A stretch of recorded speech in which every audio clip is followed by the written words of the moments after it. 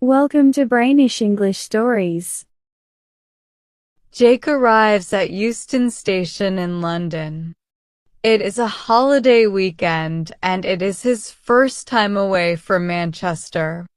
Jake is 18 years old and he lives with his family. Now he is in London. He is very happy. He stops and looks at his map. I can go to the Notting Hill Carnival and I can see some interesting places from the bus too, he thinks. Jake is sitting on a red London bus behind a big family. The children are standing at the windows. They are looking for famous places. Look, there's Madame Tussauds. Can we go there? Not today, their mother answers. We're going to the carnival. They're going to Notting Hill too, Jake thinks. It is a hot afternoon and Jake is sitting on a bench in Notting Hill. Suddenly, he sees some people in costumes. They have balloons and drams in their hands. Does the carnival start here? Jake asks Mel, a girl in a green dress. Yes, near here. Look at the floats, she says. Listen to the music. The procession is starting. Suddenly, a tall girl runs to the first float. Her costume is yellow and red, and she has feathers in her hair. The young men on the float shout to her, "Quickly, Maria. You're late." "Sorry. A little problem with my job," she says. "But it's okay now." The band moves slowly down the street. Jake looks at the beautiful tall girl in her carnival costume. Their eyes meet and she smiles at him. Suddenly, he knows. It's love. Jake's new friends are standing and waiting for him, but he walks away from them. He can only see Maria. Mel talks to Jake, but he doesn't hear her. She looks at Maria and she understands. The carnival procession moves down the street. On the floats, people are dancing to the music. Some people in the street are dancing too. There is a lot of music, noise, and color. Lake is running, but there are crowds of people near him. He can't stay with Maria's float. How can he meet this beautiful girl? Who is she? Maria looks down and sees Jake again. He has a friendly face and she likes him too. "I'm Jake." "What's your name?" he shouts. "Hi, Jake." "I'm Maria," she answers. "Can I telephone you?" "What's your number?" She gives a big smile. But Jake ain't hear her. The band is playing and people are shouting. The procession goes near a street cafe. People are drinking coffee at tables on the street. A tourist is standing on a chair. He is making a film of the carnival. His wife is watching him. Jake sees a camera on the table. He wants a photograph of Maria. He takes the camera and runs quickly after the float. "Maria, Maria, I want a photo. Smile, please." The procession is moving slowly. There are crowds of people in the street and Jake can't see Maria now. I can run down a quiet street and find her float, he thinks. He tries the first street. Suddenly, he hears the music from the band. He is near the procession now. He sees Maria's float and shouts, "Maria." "I'm here," She sees him and she waves. The tourist finds a policeman. A young man in a red t-shirt. He has my camera, he says. Yes, I understand. Can you see him now? It's very difficult in this crowd. But wait. Yes, I can see him. There he is. Jake is standing on a bench. Look, that's him and that's my camera. Jake puts his photograph of Maria in his pocket. He is happy now. The policeman and the tourist run to him. Come down, young man, the policeman says. Is that your camera? No, it's my camera, the man says. Jake's face is red. Now he has a problem. Sorry, I only want one photo. Here's your camera. I'm very sorry, Jake says. I never do this. Jake thinks of his mother, and he is very unhappy. The tourists think of their son, and suddenly they are unhappy too. We have our camera now, they say. He isn't a bad boy. Please, can he go? No, I can't do that, the policeman says. Jake is standing in front of a police sergeant. Now, in your pockets you have a map, a pen, 5.73 pounds a train ticket. Is that all? Let's see this important photo, the first policeman says. Jake takes the photo from his back pocket and gives it to the sergeant. The sergeant looks at the photograph for a long time. He is surprised. Where's Policewoman Day? The sergeant asks. She's at the doctor's, a policewoman says. No, she's here again now, a policeman says. Do you want her? Yes. Send her in. We have a problem. The policeman walks to the door and says, Please come in, Policewoman Day. The policemen look at the photo and they smile. Why? Jake doesn't understand. The door opens and Policewoman Day comes in. She looks at Jake. He looks at her. They are very surprised. It's you, they say at the same time. Look at this photo, Maria, the sergeant says. Here you are at the doctor's, or perhaps the carnival? Welcome to Brainish English Stories. As a boy, Joe Larrabee was famous in the town in Middle America where he lived because he could paint beautifully. At 20, he went to study in New York. Delia Carruthers was from the South and played music wonderfully as a girl. When she was 18, her family paid for her to study in New York. Joe and Delia met one day in the big city, fell in love, and soon after got married. They went to live in a little flat far from the center. Joe studied painting with Mr. Magister, and Delia studied music with Mr. Rosenstock. They were very happy while their money lasted. But soon they couldn't pay for more classes with Magister and Rosenstock, who were expensive. So Delia said she would give music lessons to get some money. After 2 days, she came home excitedly.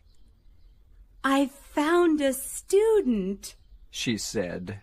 "Her name's Clementina. She's General A.B. Pinckney's daughter. They live in a wonderful big house on 71st Street. Clementina's only 18, wears white, and is a lovely girl. I'm going to give her 3 lessons a week for $5 each. Just think, when I get more students, I can go back to Rosenstock. I can't let you do all the work, said Joe. I must get a job too, even if it's only selling newspapers in the street. Oh, no, Joe, replied Delia. You mustn't stop your classes with Magister. All right, said Joe. I really don't like you giving lessons. It isn't art, but you're a dear to do it. When you love your art, nothing is too hard, said Delia softly. Well, Tinkle said that I could put some of my pictures in his window. Perhaps I'll sell one to a rich old man one of these days. I'm sure that you will, said Delia. That Saturday, she put $15 on the small table in the middle of their small sitting room. Clementina's terrible, she said. She never studies, never listens to me, and always wears white, which gets boring after a while. But the General's a nice, friendly man. Just then, Joe put $18 on the table. I sold a picture today to a fat man from Arizona, he said. He saw it in Tinkle's window. He doesn't really understand art, but he wants another picture of a train station before he goes home. Oh, I'm so happy that you didn't stop painting, said Delia. And now we have $33. What a lot of money!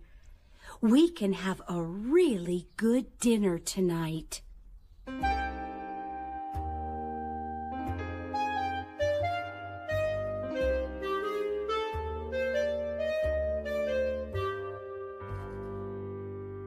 The next Saturday evening, Joe got home first.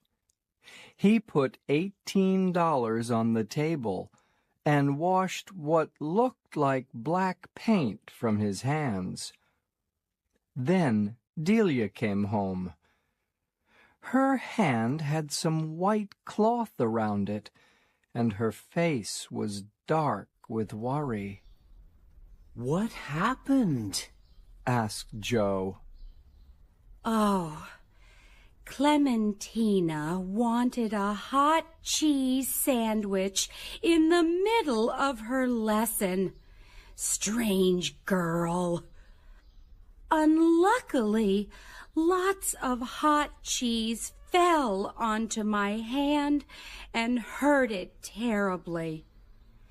The General was very worried and sent someone from downstairs to buy some things to put on it. But now it doesn't hurt so much. Then she saw Joe's money on the table. Did you sell another picture? Yes, to the man from Arizona. But what time did you hurt your hand? It was 5 o'clock when when the cheese burnt me. Sit down, Delia, said Joe kindly. And tell me where your money really comes from. Delia began crying. I couldn't find any music students, she said. So I took a job in the big laundry on 24th Street. I told you stories about the General and Clementina to stop you feeling bad about my work. Then today, another girl at the laundry put a hot iron on my hand, and I thought of that hot cheese story on the way home. Please don't be angry. But how did you find out that my stories weren't true? Well, said Joe, at 5 o'clock I had to send up some oil and cloth for a woman in the laundry upstairs after she burnt her hand on an iron. I'm working downstairs in the engine room. I started there 2 weeks ago. So you didn't really sell? My buyer from Arizona and your General Pinckney are both works of art, but not really music or painting. They both laughed. When you love your art, nothing, began Joe. But Delia put her hand over his mouth to stop him. No, she said. It's just when you love. Welcome to Brainish English Stories. The 10:15 train left Paddington on May 7th, 1847. In one first-class compartment, there were 4 passengers. 2 of them were interesting. The lady had smooth, white skin, dark eyebrows, long eyelashes, and eyes that seemed to change color. She had a big, pretty smile with teeth as white as milk. She wore a simple gray dress with small buttons and a Scottish shawl. Her clothes fit her neatly, and she looked calm and beautiful as she read a book. Across from her sat a young man, about 25 years old, who was an officer in the army. He had short, black hair and a neat mustache. His smile was warm, and he looked confident but not proud. He talked quietly with his friend, another officer, about women. He glanced at the lady now and then, but lowered his voice when he noticed she was reading. At one station, the friend got off the train after making a silly bet. He bet £10 that the officer wouldn't kiss one of the ladies on the journey. The officer accepted the bet, though it wasn't a very good idea. After this, there were only 3 people left in the compartment. At one stop, the lady dropped her handkerchief. The officer quickly picked it up for her, and they exchanged a few polite words. Later, he bought a newspaper and a magazine to read. The jokes in the magazine made both the officer and the lady laugh, and soon they started talking. At Swindon Station, the officer helped the 2 ladies with their meals. One of the ladies went to another compartment afterward, leaving the officer alone with the pretty lady. The officer became more charming, and the lady grew quieter but more curious. Suddenly, the officer looked out the window and smiled. "We are close to the box tunnel," he said. "Do you always smile near the box tunnel?" the lady asked. "Always," said Captain Delignan with a smile. "Why?" asked Miss Haythorne. "It's a joke," he replied, and told her a story. A husband and wife were in a train going through the box tunnel. It was very dark. After the tunnel, the wife said, "George, why did you kiss me in the tunnel?" He replied, "I didn't kiss you." The wife said, "You didn't? But I thought you did." Captain Delignan laughed, but Miss Haythorn did not. The train entered the dark tunnel. "Oh!" Miss Haythorn exclaimed. "What is wrong?" asked Delignan, moving closer to her. "I'm scared," she said. "Don't worry." "I am here," said Delignan. "You're very close to me, Captain Delignan," she said. "You know my name?" he asked. "I heard you say it earlier." "I wish we were out of this dark place," she replied. "I wouldn't mind staying here longer if it means I can comfort you," he said. "Don't be silly," she replied. Suddenly, there was a strange sound. Miss Haythorn gasped, "Ee! Ee! What's the matter?" someone nearby asked. "Open the door. Let me out," she cried. There were hurried whispers, and the door was shut firmly. Miss Haythorn's scream wasn't loud enough to be heard clearly because the train whistle blew loudly at the same moment. After the tunnel, Captain Delignan sat quietly, wondering if his behavior had been proper for a gentleman.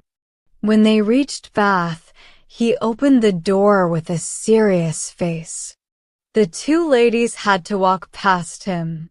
Miss Haythorn looked at him with a shy but hurt expression. The other lady glared at him angrily. Then they left, and the journey ended. Captain Delignan was lucky to have Major Hoskins as a friend. The Major was older, serious, and respected. He didn't enjoy things like billiards or cigars. Instead, he valued proper behavior. Delignan happily told Major Hoskins the story of what happened in the train. The Major, however, did not laugh. He listened quietly and then said, "I once knew a man who lost his life for doing something similar. And he deserved it." This made Delignan's face turn red. The Major added, "That man was 35. You're younger, 21, I think." 25, replied Delignan. "That's almost the same." "Listen to me," said the Major. "I will, if you advise me," said Delignan. "Don't talk to anyone about this. Also, send White the £3. Let him think you lost the bet." "But I won the bet," Delignan protested. "Do it anyway," the Major insisted. Though he didn't like it, Delignan followed the advice. He paid the money and stayed quiet. A week later, he went to a ball. He wasn't impressed by anyone there until he saw a beautiful woman. He stared, thinking, it can't be, but it is. It was Miss Haythorn. She looked even more stunning, like a shining star. Delignan couldn't speak to her. She danced with others, but didn't notice him. One man, in particular, caught her attention.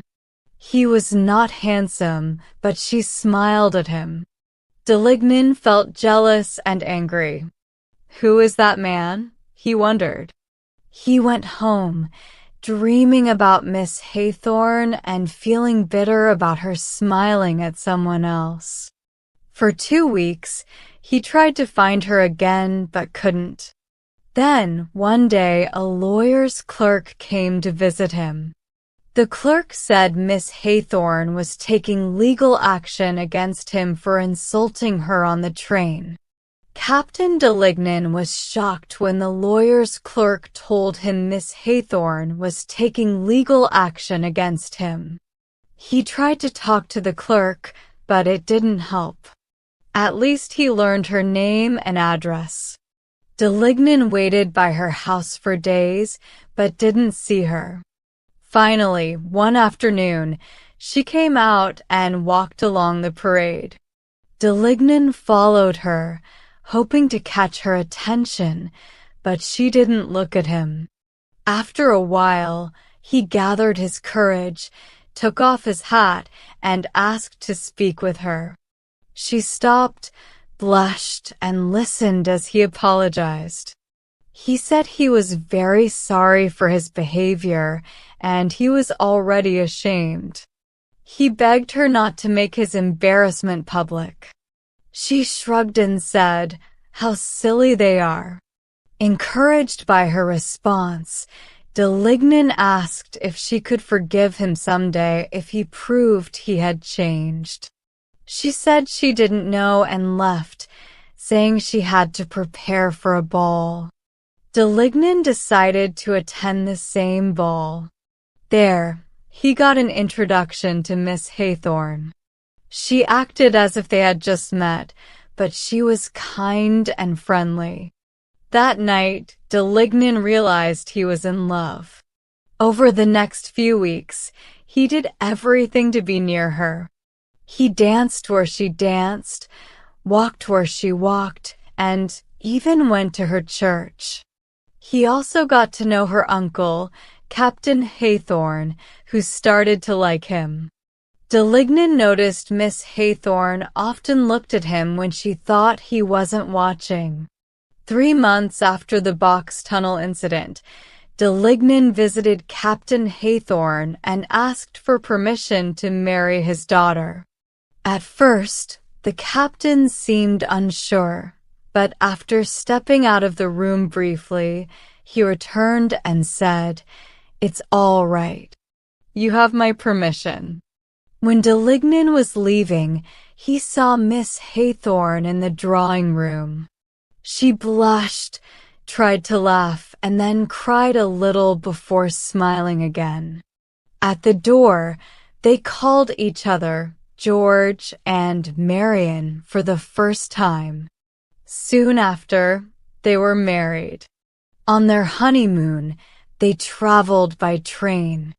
Marian wore the same simple, lovely clothes as before, and George sat beside her this time.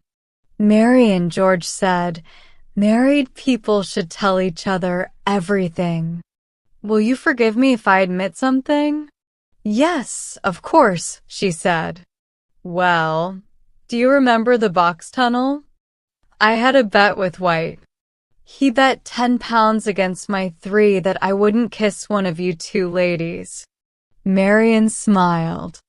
"I know, George. I overheard you." "What? You heard me? That's impossible. And didn't you hear me whisper to my companion? I made a bet with her too." "A bet?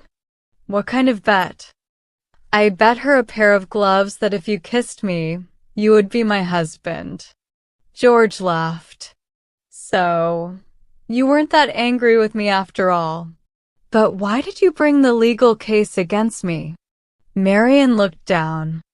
"I was afraid you would forget me." "Never," George said lovingly. "Oh, look, we're entering the box tunnel again." But this time, there were no screams or surprises. They were happy, married, and quietly enjoying the ride together.